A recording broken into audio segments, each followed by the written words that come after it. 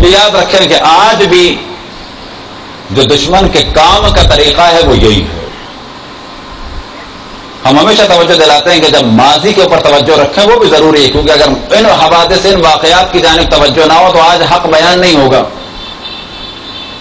آج اگر یہ چیزیں بیان نہ ہوں تو پتہ نہیں چلے گا کہ حق کون تھا باطل کون تھا. لہذا ماضی پہ بھی نگاہ رکھنی ہے تو حال پہ بھی نگاہ رکھیں، یاد رکھیں وہی طریقہ کار آج بھی چل رہا ہے. آج اگر آپ توجہ کریں تو شیعوں کو سرنگوں کرنے کے لیے جو اہم ترین کام ہو رہا ہے البتہ وہ خود ہمارے ممبر سے ہو رہا ہے. جوہلا کو لایا جا رہا ہے. ایسے لوگوں کو جو دوسرے مذہب میں تھے ایک دم سے ہمارے مذہب میں داخل ہوتے ہیں، داخل ہوتے ہی ممبر پہ آ کے بیٹھ جاتے ہیں. خرافات کا بازار گرم کیا ہوا ہے، کمانے کے لیے آتے ہیں، ہماری قوم کو برباد کر کے چلے جاتے ہیں.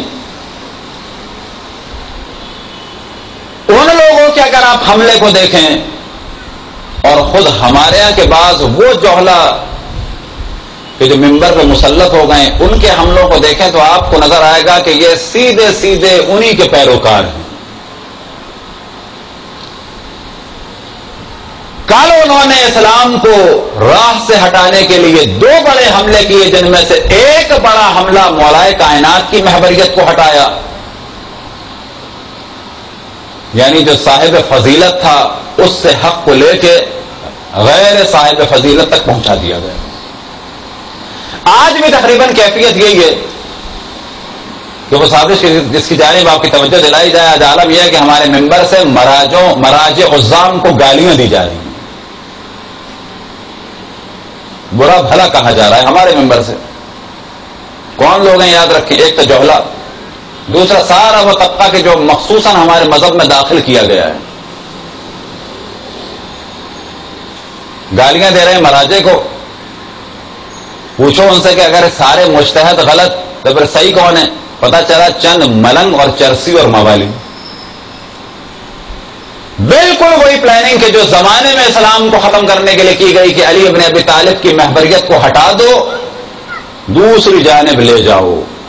آج عالم یہ ہے کہ مراجع کی توہین کی جا رہی ہے اور چرسیوں اور موالیوں اور پیروں کی جانب، جاہلوں کی جانب، فاسقوں کی جانب دعوت دی جا رہی ہے. کبھی آپ کے ذہن میں آتا ہوگا کیا ہوا مولا علی کے ساتھ یہ سب کچھ کہ لوگ دیکھ رہے تھے کہ مولا علی جیسا ہے تو لوگ وہاں کیوں چلے گئے، ادھر ادھر کیوں چلے گئے؟ تو آج آپ کے ذہن میں نہیں آتا کہ اتنے اتنے بڑے نائبین امام موجود ہیں، ان کو برا کہا جا رہا ہے اور لوگ ان کو برا کہہ کے چند چرسیوں کے پاؤں چوم رہے ہیں. یہ بھی تو آج ہو رہا ہے. جب آج کے دور میں یہ ہو سکتا ہے تو سابقہ دور میں آپ کو کیا اس میں تعجب محسوس ہو رہا ہے؟ اور اگر اس سے پہلے چلے جائیں تو دیکھیں یہ واقعہ پہلے بھی ہو چکا ہے کہ جناب ہارون کوہ طور پہ گئے، جناب موسیٰ کوہ طور پہ گئے، جناب ہارون موجود ہیں. ان کی موجودگی میں سامری نے جناب ہارون اور جناب موسیٰ کی مخالفت میں ساری قوم کو جناب موسیٰ اور جناب ہارون کی موجودگی میں جناب ہارون سے ہٹا کر کس جانب لگا دیا؟ گائے کے بچڑے کی جانب لگا دیا. سامری نے جناب موسیٰ کے جاتے ہی جناب ہارون کی موجودگی میں پوری بنی اسرائیل کو جناب موسیٰ اور جناب ہارون سے ہٹا کر گائے کے بچڑے پہ لگا دیا. یہ اس دور میں ہوا. بعد رسول اللہ پھر یہ ہوا اور آج کے دور میں پھر یہ ہو رہا ہے. کیا آپ کو تعجب ہوگا کہ ایک اور شخص تو عجیب و غریب کام کر رہا ہے، وہ کہ وہ خود بدقسمتی سے سید بھی ہے بھی ہم میں سے. عام طور پر مجالس میں گفتگو میں یہی ہوتا ہے کہ یہ جو میں بتا رہا ہوں یہ کوئی بھی نجف اور قوم میں نہیں جانتا، یہ کوئی ملا کوئی مجتہد نہیں بیان کر سکتا. سارے مجتہدین کو تو وہ کنڈم کرتا ہے. آپ کو تعجب ہوگا اپنی مجالس میں اگر تبلیغ کر رہا ہے تو کس کی کر رہا ہے؟ ایک ایسی لڑکی کی جو ہندو سے ابھی شیعہ ہوئی ہے اور لاہور کے ایک لڑکے سے شادی ہوئی ہے، اس کی ترویج کر رہا ہے، تبلیغ کر رہا ہے، اسی کتابیں بکوا رہا ہے. ہم نہیں کہتے کہ لڑکی کوئی بری ہے، چلے جو مسلمان ہو گیا ہمارے سر آنکھوں پہ، لیکن تم اس کی ترویج کر رہے ہو، مجتہدین کی مخالفت کر رہے ہو. یہ کیا چیز ہے؟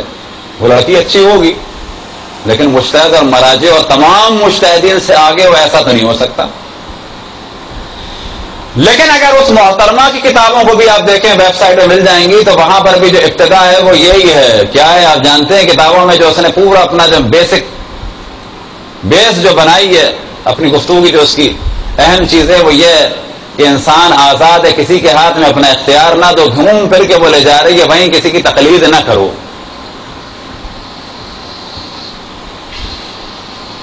تو یاد رکھیں کہ اس وقت اہم ترین کام، سب سے اہم کام دین اسلام کا، کہ جو صحیح معنی میں مذہب اہل بیت کی صورت میں جلوہ افروز ہوا، اس کے چہرے کو مسخ نہ ہونے دیا جائے. کہ پہلے چند سلسلے شروع ہوئے بکروں کے ذبح کرنے کے، خون کے، پھر یہ سلسلے انہی لوگوں نے شروع کیے. بعض لوگوں نے رقص اور موسیقی اور گانا اور بجانا ولادتوں کے اوپر، چرس اور بھنگ و ہیروئن کے خرید و فروخت کو مرکز بنانے جانے کی کو بیچنا لگے. کہاں پر؟ مختلف مقدس مقامات کے اوپر. یاد رکھیں گے سب کچھ ہو رہا ہے صرف کس لیے؟ اور ان تمام لوگوں کے نظریات کو دیکھیں تو آپ کو دو ہی چیزیں نظر آئیں گی. ایک، شیعہ مراجع کی مخالفت. دوسرا موضوع جو ہے بالکل وہی اس زمانے میں جو مولا کائنات کے خلاف اقتصادی موضوع شروع کیا، وہ کیا کہ نجف اور خمس نہ بھیجو. کیونکہ کل اگر دین کا کام ہو رہا تھا تو وہ امامت کی وجہ سے، آج اگر دین کا کام ہے تو بلا شک وہ امام کی وجہ سے ہے. یہ زمین و آسمان کا نظام امام زمان کی وجہ سے ہے. لیکن جو کام ہو رہا ہے، جو تبلیغ ہو رہی ہے، وہ نائبین امام کے ذریعے سے ہو رہی ہے.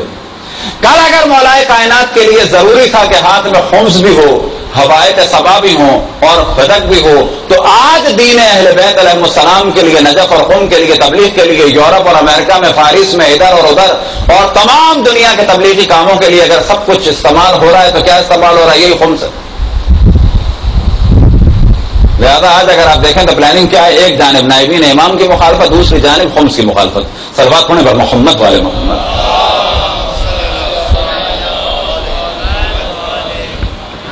لہذا جب تاریخ کو دیکھیں تو توجہ کریں کہ اپنے زمانے میں کیا ہو رہا ہے. جب افسوس کریں کہ ہم 11 ہجری میں نہ تھے کہ فاطمہ کا دفاع کرتے، علی کا دفاع کرتے، تو آج جس زمانے میں ہیں آج علی کے مکتب کا دفاع کریں، جناب سیدہ کی مذہب کا دفاع کریں، جس مذہب کے لیے امام حسین نے خون دیا اس کا دفاع کریں. آج اگر دفاع کیا جناب سیدہ کے دین کا، اس دین کا کہ جس کے لیے جناب سیدہ کے لال کا سر تن سے جدا ہو گیا، تو یاد رکھیں کہ آپ کا نام انہی لوگوں میں لکھا جائے گا کہ جنہوں نے 11 ہجری میں سیدہ کا دفاع کیا.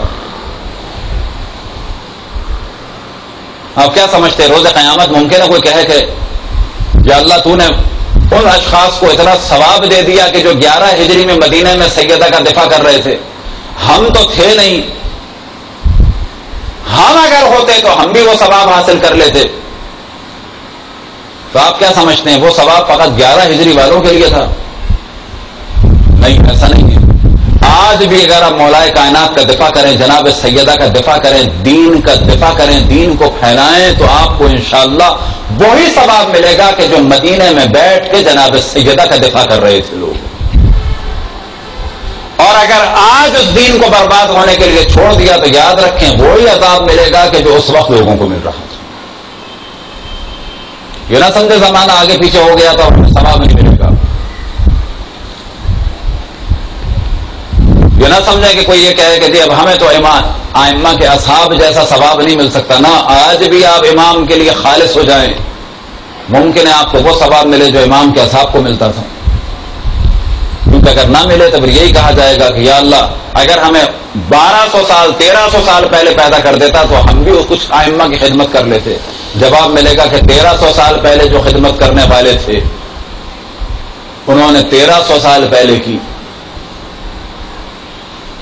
اور آج اگر کسی کو خدمت کرنی ہے تو آج خدمت کرے. اگر نیت ان کی خالص ہے تو انہیں بھی ثواب ملے گا، اور اگر نیت ان کی خالص ہے تو اس دور میں انہیں بھی انہی کا ثواب ملے گا. صلوات پڑھیں پر محمد والے محمد.